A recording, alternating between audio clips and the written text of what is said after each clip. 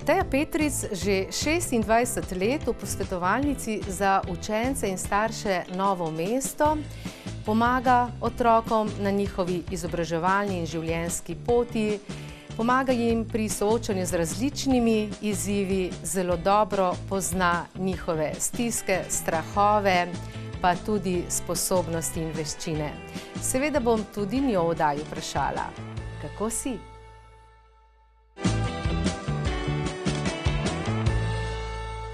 Spoštovane gledalke, cenjeni gledalci, lepo pozdravljeni.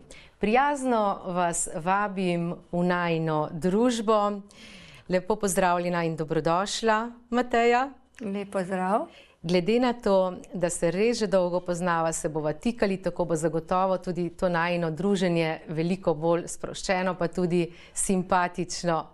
Kar nekaj let je že minilo od najinega televizijskega snidenja, ko sva tudi poskušali predstaviti gledalcem in gledalkam nekaj izhodišč, zato da bi njihovi otroci živeli in se učili tako, kot si želijo, seveda predvsem sami, in da bi s tem lahko delali neke korake naprej. Danes tudi ta še vedno ista osrednja nit.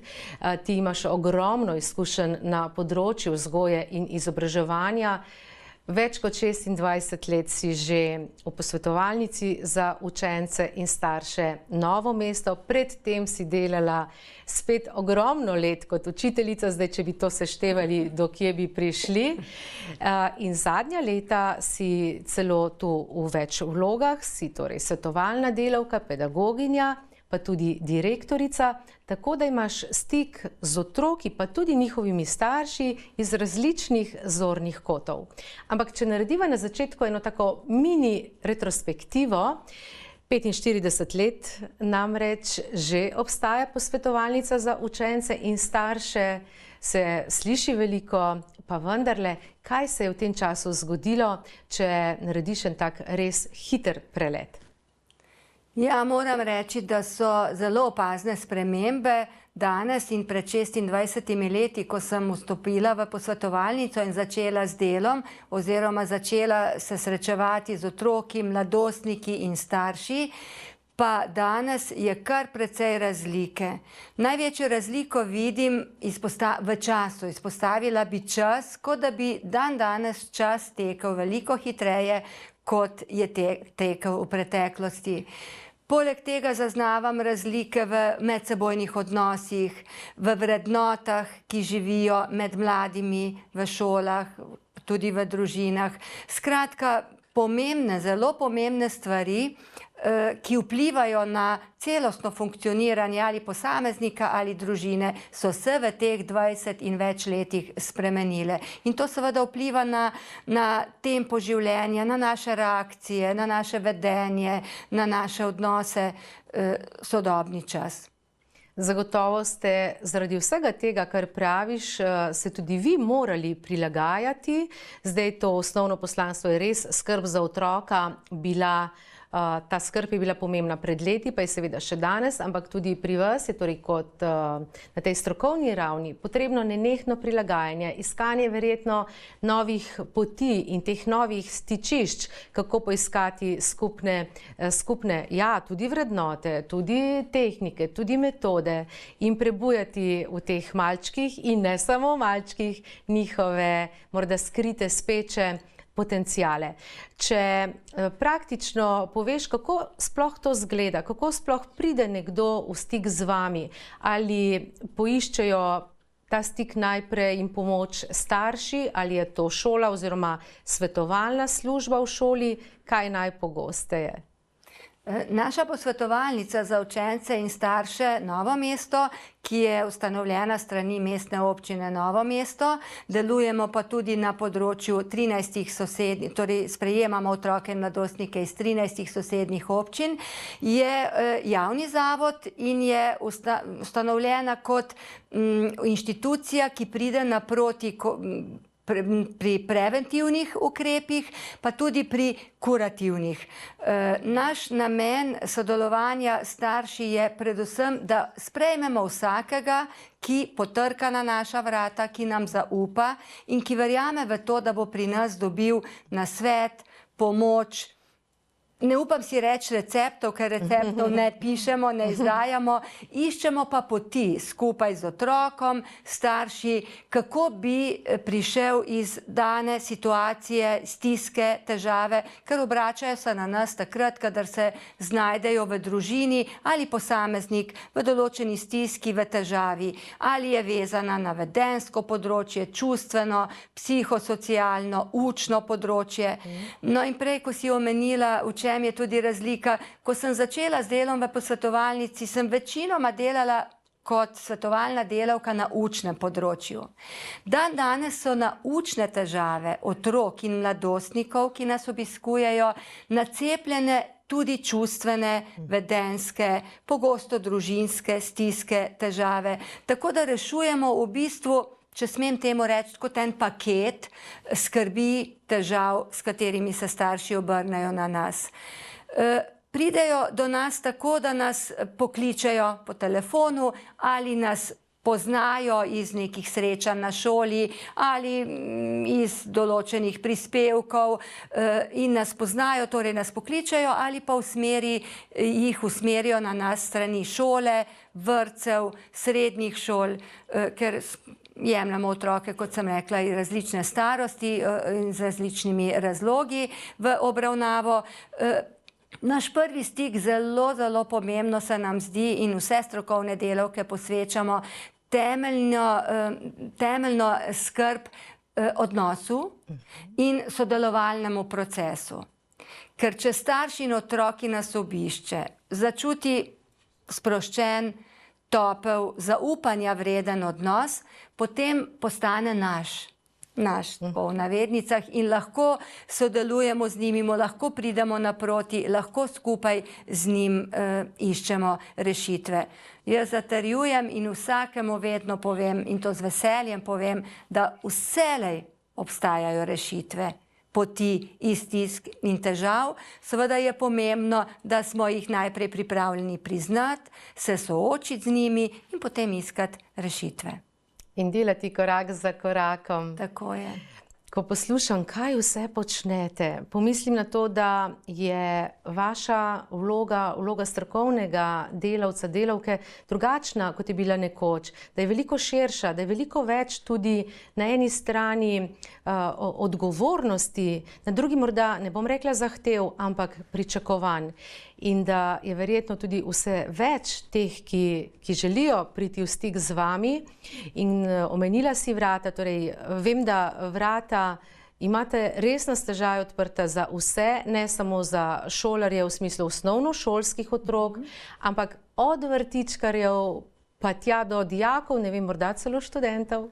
Ja, res je. Obiskujejo nas svetovanci različne starosti, vedno pa skupaj, saj ob prvem obisku pridejo skupaj starši, že zato, ker jih je treba do nas pripeljati in zato, ker so starši zelo pomemben delež pri na poti pomoči otroku.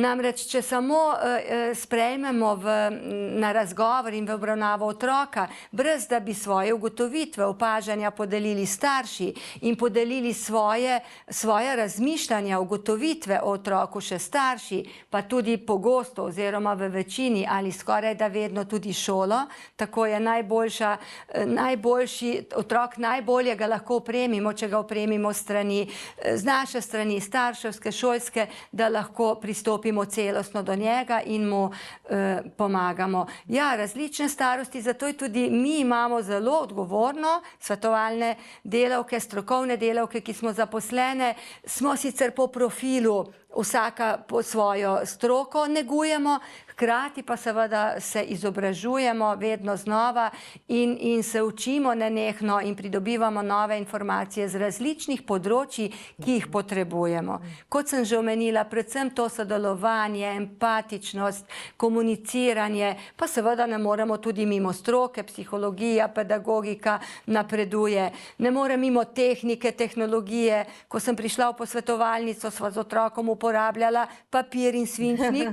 Trudim se, da ga uporabljava tudi še danes, ker sem velik zagovornik pisanja na roke še vedno, ampak seveda imam pa vključujem že nekaj let ali desetletje tudi tehnologijo, kamor sodi seveda računalnik in različni programi, ki nam pomagajo pri odkrivanju in specifikaciji otrokovih težav.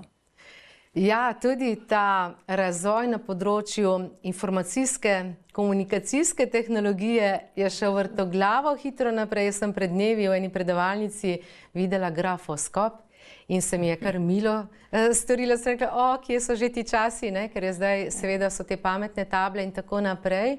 In verjetno tudi pri mladih opažate tudi zaradi tega neke še dodatne motnje, morda nekoliko kasneje več o tem, ampak rekla si tudi ve, v glavnem ste same ženske, to zaposlene, se dodatno nenehno izobražujete, utrjujete svoje znanje, širite tudi te tako imenovane kompetence in omenila si starše. Torej starši so tu tudi izjemno pomemben dejavnik, ko se ta stik z otrokom vzpostavi, ko ga vzpostavite, so tu tudi starši. Tako kot se na poklicnem področju nenehno izobražujemo, se moramo tudi v vlogi staršev verjetno. Tudi starševstvo je vse življenjsko učenje. In ko pridejo starši z otrokom k vam prvič, starši različnih poklicev, ki so strokovnjaki, mojstri na svojem področju, tudi oni potrebujejo verjetno neka navodila, neka orodja, kako potem tudi doma temu otroku pomagati, da ni to, kar vi z njim delate, ne ostane samo pri tem. In je torej pomembno, da starši so za in da tudi oni podpirajo, s tem izkazujejo verjetno to podporo, pa tudi, da jim ni spočasti, če tudi vi njim to poveste, pokažete. Ne, daleč od tega. Starši so zelo hvaležni. Brez staršev ne bi v bistvu se srečevali z otroki, kot sem povedala, ker jih tako in tako pripeljajo, ampak čutim eno veliko zaupanje tudi strani staršev. Prihajajo k nam, najdejo nas in tako kot si omenila, starševstvo je res zelo lepo poslanstvo. Imam to srečo, da sem tudi sama starš, zato lahko z gotovostjo trdim, ampak je pa zelo odgovoren poklic na nek način, ki se ga ne naučimo.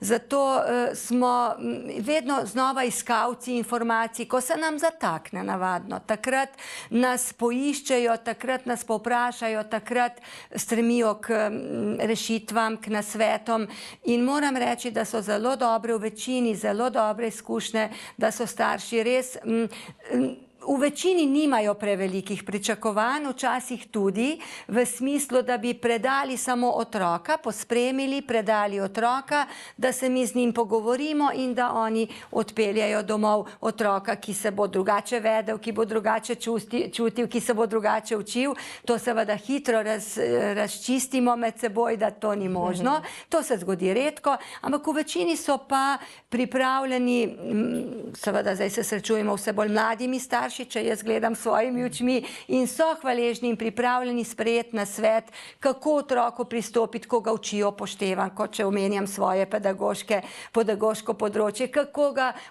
naučiti prvih črk, kako ga naučiti zloge povezovati v besede. To so zelo hvaležni, čeprav dobijo podporo tudi po šolah. Vem, da učitelji tudi spregovorijo z njimi, ampak to so stvari, ki jih morajo spremljati vsakodnevno, ki jih morajo slišati večkrat, da jih sprejmejo, da jih ponotranijo in seveda speljajo v, če smem temu tako reči, domačo prakso. Ti si s temi različnimi starši pravzaprav povezana v stiku vsakodnevno, srečuješ različne ljudi in pripovedujejo ti različne zgodbe, obilo se jih je verjetno v vseh teh letih že nabralo, torej tudi nekih izkušenj, ki jih potem vnašaš v to svoje delo in v svetovanje naprej. In pred leti je nastala, si izdala tudi knjižico, priročnik Starševstvo je lep, a odgovoren poklic. Lep, odgovoren, gre mogoče za neko protislovje, ampak je v tem, da je lep toliko čara in toliko tega da veš, da je vredno se zanj potruditi. Preletela sem jo, ker sem jo dobila pred nekaj minutami in ker v življenju ni naključij, ker je vse naključ, se mi je odprlo na strani, sem namreč izjemna zagovornica jezikovne kulture, ustrezne komunikacije, prepričana, da je komunikacija kraljica naših odnosov, lepo si ti omenjala te odnose med starši, otroki in vami. No in odprlo se mi je na strani, kjer si zgoraj zapisala: roka naj neguje, ne pa kaznuje. Prosim, podnapise. Ja, s veseljem. Samo da prej mogoče izpostavim še sama to besedo odgovornost, ki je zame strahotno velikega pomena in skušam to prenašati in predajati tudi naprej, tako v svojem domačem krogu kot v službenem. Namreč odgovorni smo za vse, kar naredimo in tudi za vse tisto, česar ne naredimo, jaz pravim. Zato se mogoče premalo zavedamo, kako veliko lahko starši damo ali pa pozabimo dati oziroma ne damo otroku. Večno se učimo na tej starševski poti skupaj z otroki, ko imam različna srečanja, delavnice starši, predavanja za starše. Vedno poudarim, da v bistvu starši rastemo skupaj z otrokom. In da smo starši stari samo toliko, kolikor so stari naši otroci. Ker dokler nismo imeli otrok, še nismo bili starši. Bravo. Zato se malce pošalim in malo pridobimo na letih, ne? Oziroma izgubimo, ne pridobimo v starševskih letih. Ja, ko si izpostavila, naj roka neguje, ne pa kaznuje, absolutno sem zagovornik tega, da kazen, ne izogibam se terminu kazni na področju vzgoje, ker je tudi potrebna v določeni obliki, v določenih situacijah, ampak nikakor pa ne fizična kazen, h kateri pripomore roka. Starši se mogoče, vsi smo samo ljudje in včasih nas zanese in včasih se poslužujejo tudi mogoče ne najbolj ustreznih ukrepov, ampak pomembno je, da prepoznajo svojo reakcijo in reakcijo otroka in zlasti počutje ob tem, če že se sproži roka ali če je neustrezna kazen. Kako se počutim jaz, kako se počuti otrok? Kdaj smemo pričakovati sodelovalen odnos? Kdaj smemo pričakovati ustvarjalen odnos ali soustvarjanje otrok-starš? Samo ob dobrem počutju in ob zaupanja vrednem odnosu. In verjamem, da si starši želimo, da smo avtoritete otrokom. In prav je, da smo jim avtoritete. Ne želimo in da nas spoštujejo. Ne želimo si pa verjetno nihče od nas, da bi se otroci nas bali. Govorimo o strahu, spoštovanju. To je pa drugo področje, kamor bi sodila tudi roka, ki bi kaznovala. Negovanje, objem, razumevanje, čas, ki ga namenimo otroku, da mu prisluhnemo, pa ne samo, da mu prisluhnemo, da ga tudi slišimo. Ja. Ta roka je, ja, jo imamo v mislih tako kot neko fizično obliko kaznovanja ali božanja, je pa povezana seveda tudi z besedno komunikacijo, tudi s prijaznimi besedami. Hvala, prosim, oprostite, pozdravi in tako naprej. Lahko pobožamo človekovo dušo, seveda tudi dušo lastnega otroka.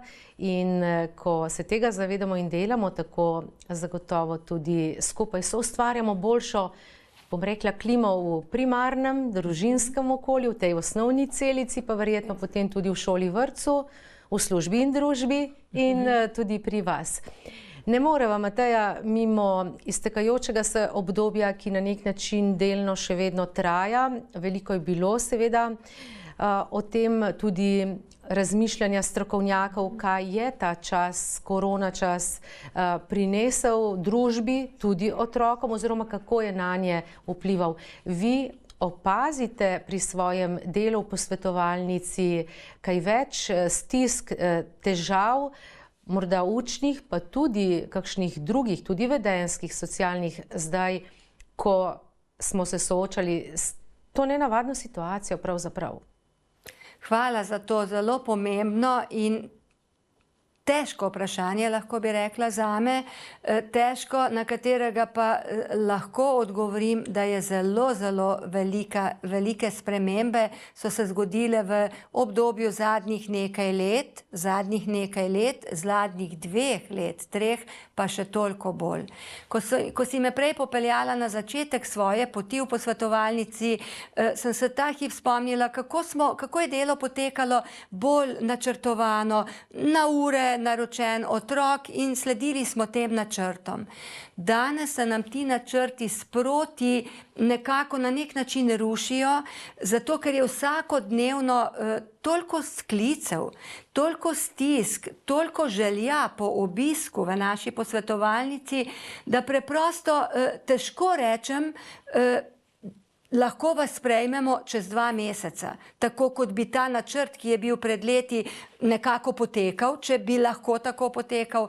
In zavedam se, da starš, ki pokliče danes, ne potrebuje pomoči čez 2 meseca, ampak bi želel pomoč tukaj, zdaj, takoj. Zato se trudimo, da pridemo po svojih najboljših močeh naproti vsakomur, ki nas poišče, ne poiščejo pa nas v zadnjem času predvsem zaradi učnih težav, kot je bilo to v preteklosti, ko je bil največji procent ravno teh otrok. Danes je največji procent oziroma se izenačuje učne težave s čustveno-vedenjskimi stiskami.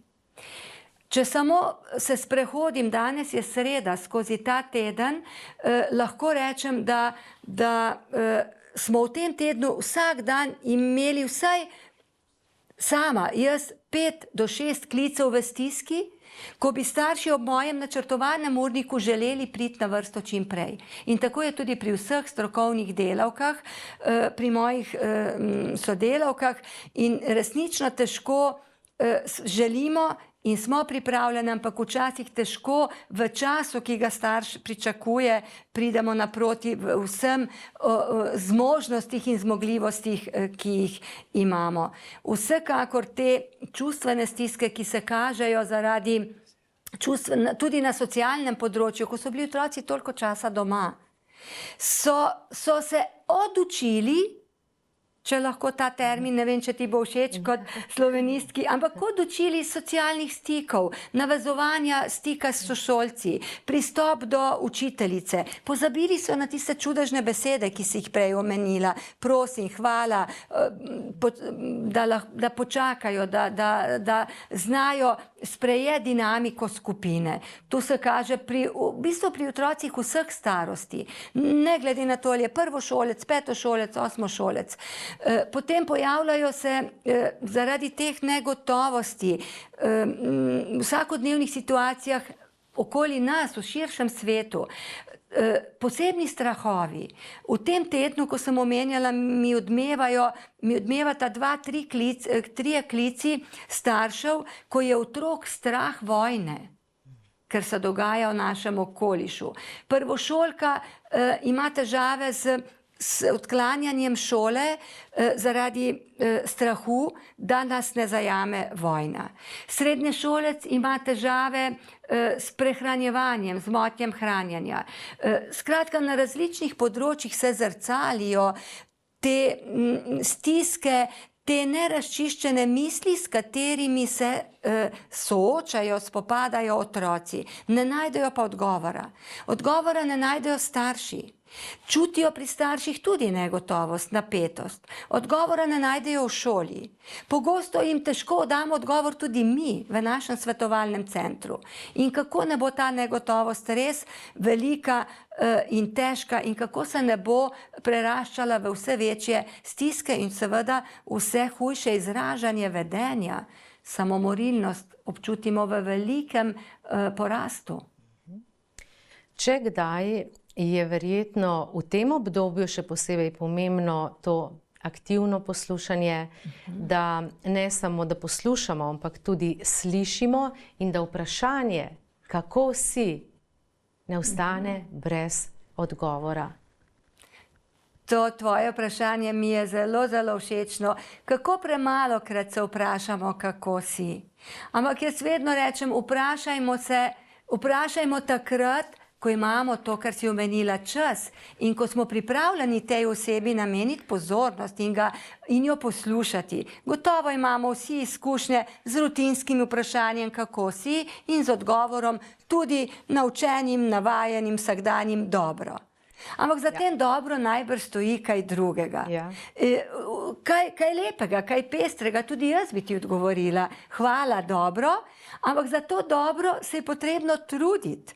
Samo od sebe bi ti težko rekla vsak dan dobro. In tako navajamo tudi otroke, da se zavedajo, da lahko odgovorijo. In ne pričakujem, da bodo vedno odgovorili dobro. In tudi ne odgovorijo. In sem na nek način, ne me narobe razumeti, vesela, ko so pripravljeni odgovoriti, ne počutim se dobro, težko mi je, slabo mi je. S tem mi odgovorijo in povedo, sporočajo, da so pripravljeni spregovoriti o svoji stiski. In mi je to na nek način zelo všeč. Ampak vedno jim pa želim dati sporočiti kot starejša, modrejša oseba, če smem temu tako reči, ali pa na nek način učiteljica, v kateri so se zatekli, da je upanje in da morajo verjeti in upati, da svojim ravnanjem, svojimi odločitvami lahko pripomorejo k temu, da bodo po jutrišnjem, če ne že jutri, dobro, če so danes slabo. Koliko lepega, modrega si natrosila v tej oddaji, Mateja, ne boš verjela, tako kot si rekla na začetku, da čas hitro teče, sva že pri koncu. Pol minute morda še, da podaš na pladnjo en namig, kako lahko pomagajo starši otrokom tudi doma v teh zahtevnih časih, morda kakšna tehnika povezana s čuječnostjo. Res na kratko, ker sva zaokrožili in osmislili to najino oddajo. Kako si? Hvala tudi za to vprašanje. Starši podobno me sprašujejo, kaj narediti. Preprosti odgovor. Jaz vedno rečem, ali pač obstajajo nasveti, recepti, ali pa jih je težko najti včasih, izhajajte iz otroka. Poglejte otroka, vprašajte njega, kaj potrebuje. Ali potrebuje objem, ali potrebuje v danem trenutku igrišče, ali potrebuje samo svojo sobo in miren kotiček, in mu sledite. Starši se tako pogosto na zalogo sprašujemo, kaj bi otroku dali. Izhajajmo iz njega, da pa bomo vedeli, kaj potrebuje, ga pa kar vprašajmo. Najlepša hvala, res hvala za obisk v studiu, za vse te namige, za to prijaznost, za vse te besede, skozi katere je bilo čutiti tvojo strast do dela, ki ga upravljaš. In hvala tudi vam, spoštovane gledalke, cenjeni gledalci, če ste bili v najini družbi oziroma v družbi naju in tudi vseh sodelavcev, ki so tu okoli naju. Vse dobro vam želim, do prihodnjič.